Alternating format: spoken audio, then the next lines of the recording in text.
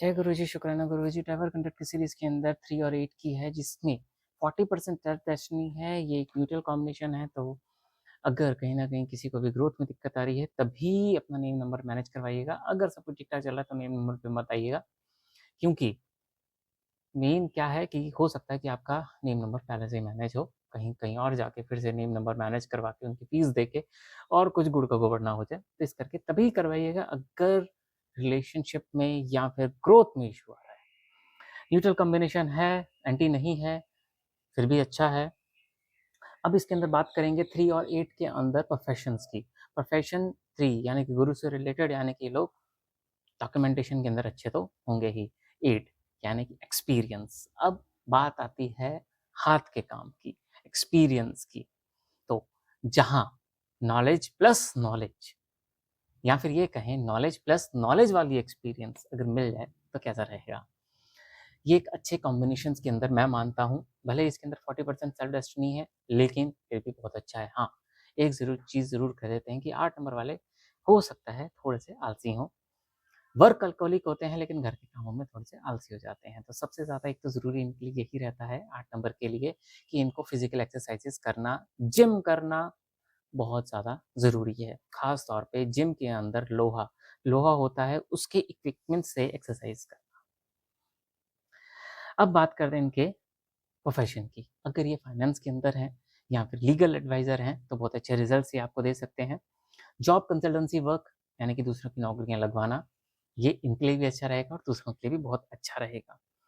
इसके साथ साथ ये अगर फोर्स के अंदर काम कर रहे हैं या फिर ट्रेनिंग दे रहे हैं फोर्स के अंदर, जैसे कि अगर हम बात करें आर्मी की, तो आर्मी के अंदर जो सूबेदार होता है, सूबेदार ये गुरु होता है आर्मी में। तो इसी तरीके से अगर ये ट्रेनिंग देते हैं, this is the best option, इनके लिए अच्छे रहेंगे।